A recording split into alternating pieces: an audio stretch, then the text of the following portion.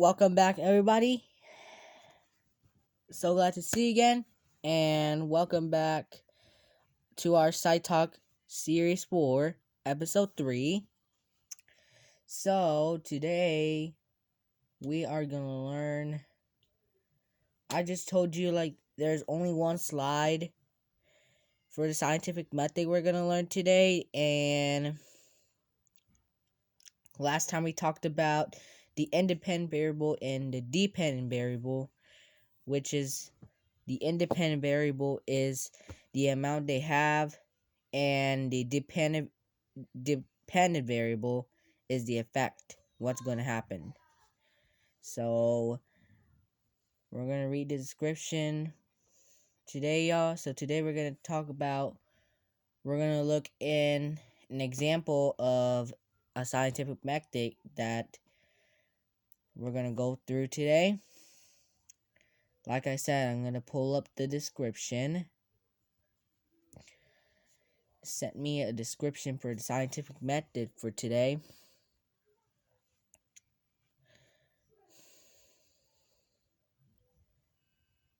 By the way, guys, if you figuring out right now, I'm just gonna have some quick news for you.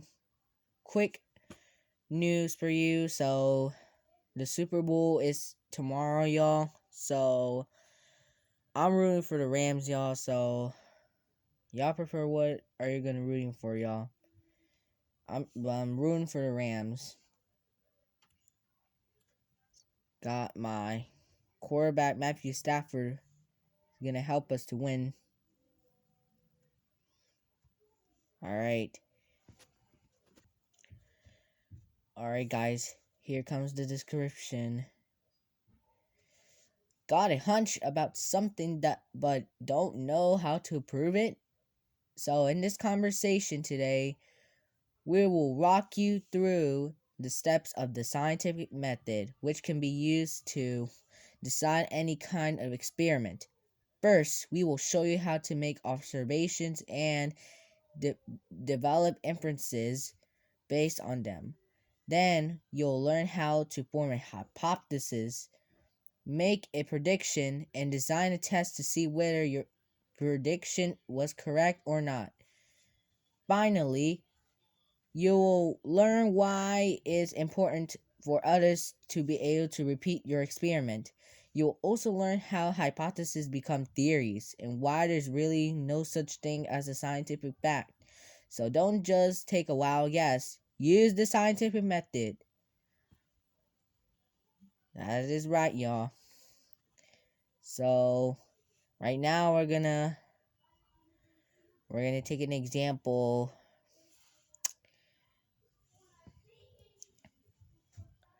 Alright, guys.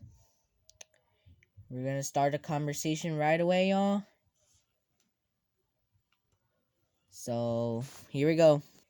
It's scientific method time. We're gonna take an example of a boy named Andrew. So I'm not gonna show him right now, so you will listen to me and I'll see what is this. So like Andrew here, he seems to have a problem with his plant. So the first step of the scientific problem solving is to recognize the problem or ask a question. Your problem is the plant is dying even though it's getting water every day. So the problem is, why is Andrew's plant dying desperate being watered every day? That's the problem we got here. To solve this problem, we first need to understand what we already know.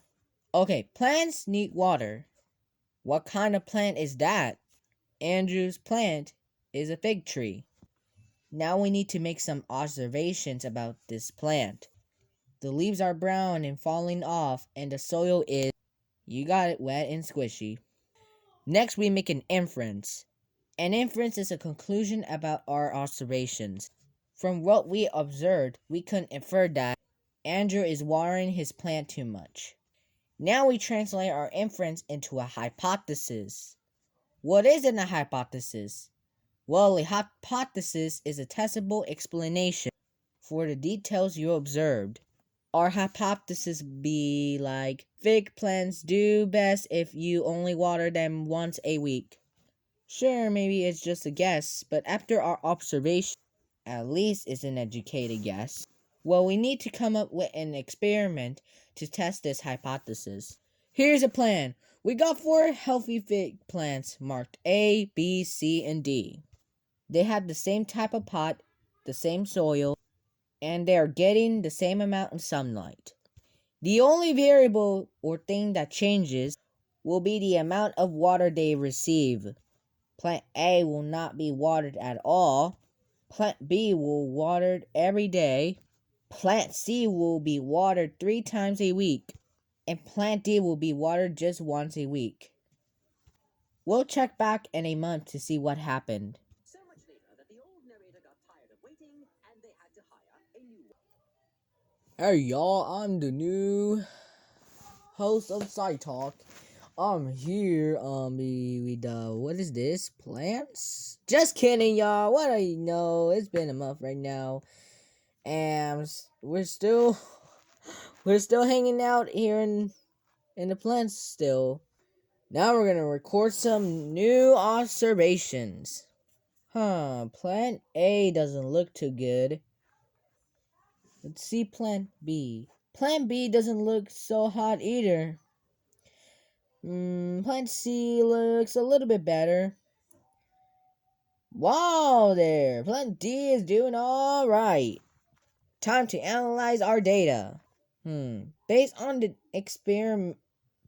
this experiment and our observation, it looks like the fig plant did best when it was only watered once a week. From that, we can make a conclusions. Of the 4 watering schedules we tested, fig plants seems to grow best when they're watered once a week. Well, yeah, to be really sure, we should repeat this experiment several times, just to rule out accidents and variables we may have forgotten to consider. If the experiment don't support the hypothesis, then the hypothesis has to be rethought. Back to the drawing board, so to speak.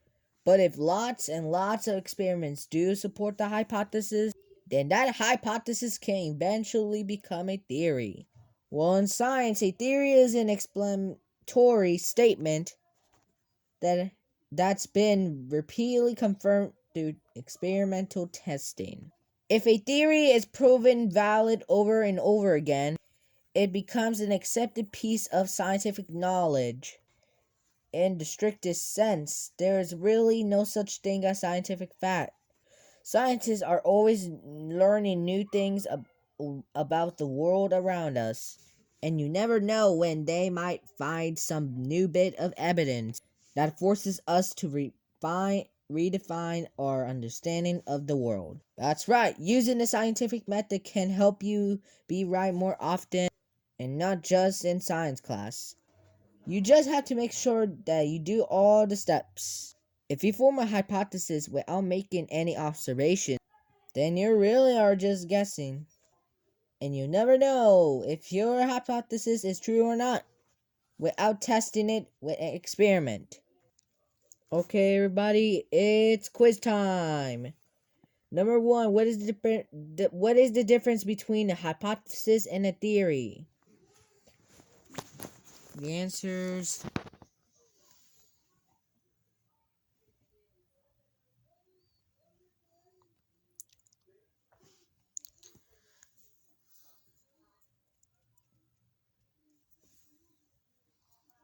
5, 4, 3, 2, 1.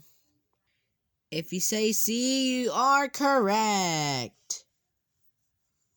2. Place the following steps in sequence. A. Recognizing a problem. B. Testing a hypothesis. C. Drawing inferences. So, what is the order? Sequencing.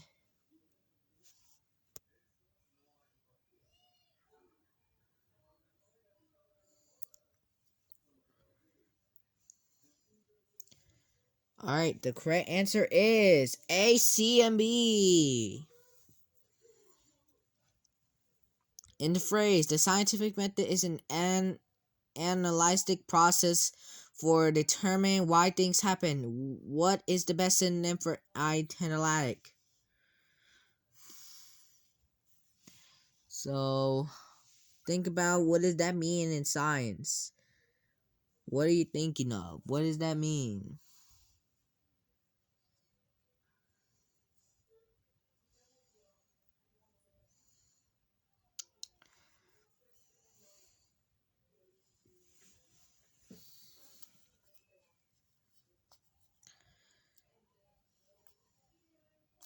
Alright, answer is logical. What must you do before you make an hypothesis? You just heard that. Just heard that.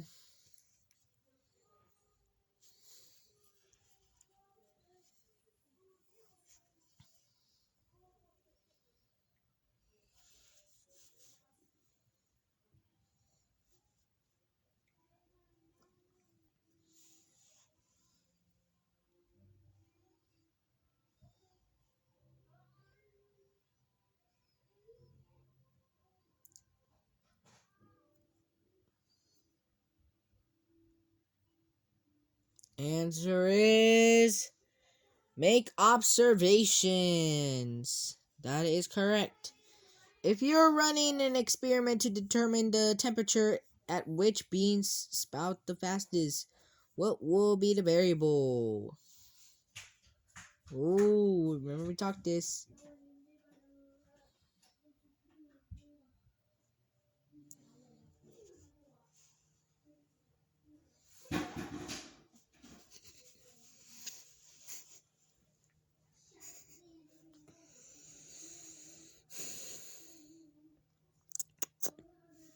Alright, guys, so the answer is D is the correct answer. You should run an experiment several times to make sure your results are consistent. And a preceding phrase, what does consistent mean?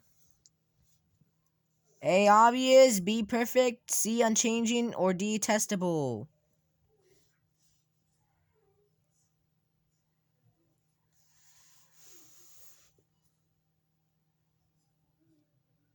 Sorry, it's a bit blurry. There you go.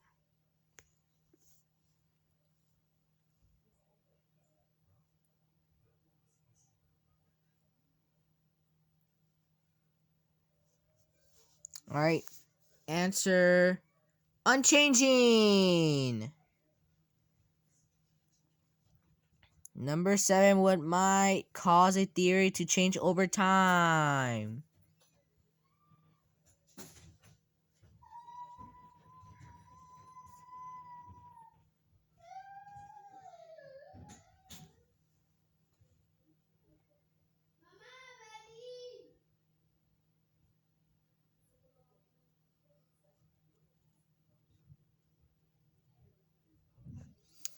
Alright, the answer is D. If you say D, you're right. Evolution is one example of a theory. From what you know about the scientific method, what can you conclude about the biological theory? A, B, C, or D?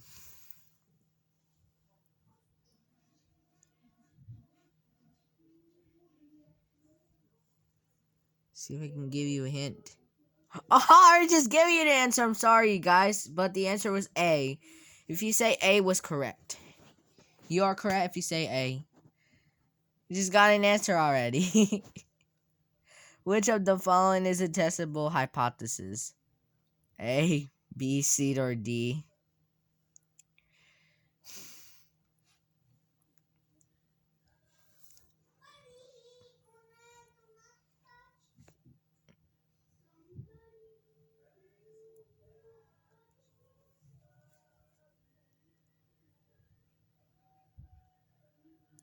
Alright, the answer is B.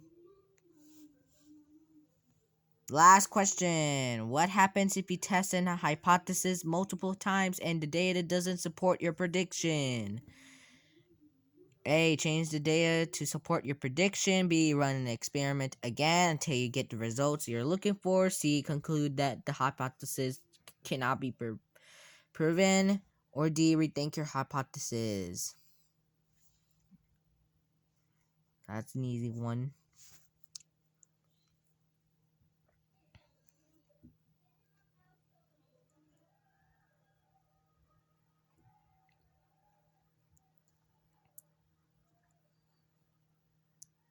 Alright, the answer is D.